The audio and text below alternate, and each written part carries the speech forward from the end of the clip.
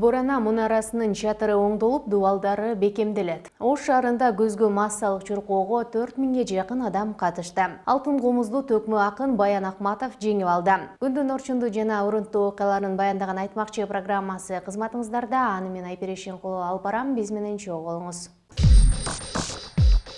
Кечээ 24 сентябрда Токмок шаарында Борана мұнарасын антропогендик жана сейсмикалык коркунучтардан коргоо долбоорунун ачылыш аземи өттү. Долбоордун максаты Борана мұнарасын коргоо, сактоо жана маданий мурас тууралуу билимди кеңейтүү. Ал музей демилгелери борбору коомдук уюму тарабынан ишке ашырылып, АКШ элчилигинин элчилердин маданий баалуулуктарды сактоо фонду тарабынан каржыланат. Я вам еще не дал своего согласия.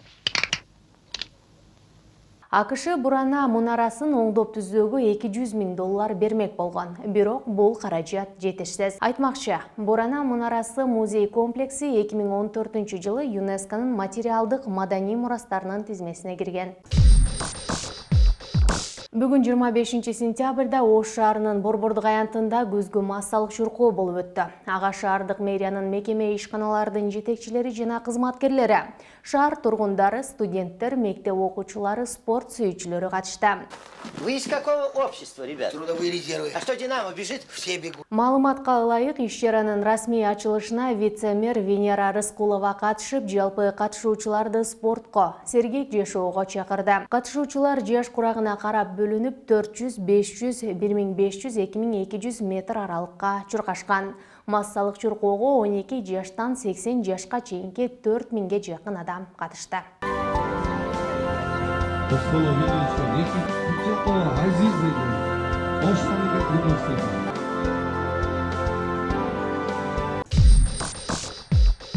Ош шаарында өткөн республикалык айтыштын финалында баш байгеге сайылган 300,000 сомдук алтын жалатылган алтын комузду төкмө акын Баян Акматов жеңип алды.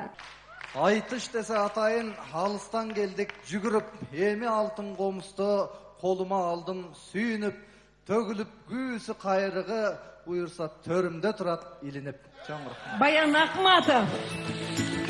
Ага кошуп 80,000 сом акчалай сыйлык тапшырылып, ак таңдай аталышындагы алтын төш белги тагылды. Биринчи орунга Айсааба Базарбай кызы, экинчи Жылдызбек Төрөканов, үчүнчү орунга Мамбет Токто Мамбет Орозо уулу татыды.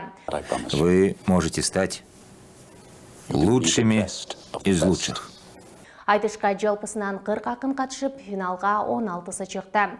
Айтышты ЭЛТР менен ак таңдай акындар ордосу уюштуруп, иш чара эгемендүүлүктүн 30 жылдыгына, мамлекеттик тил майрамына жана Ош шаарынын күнүнө арналды.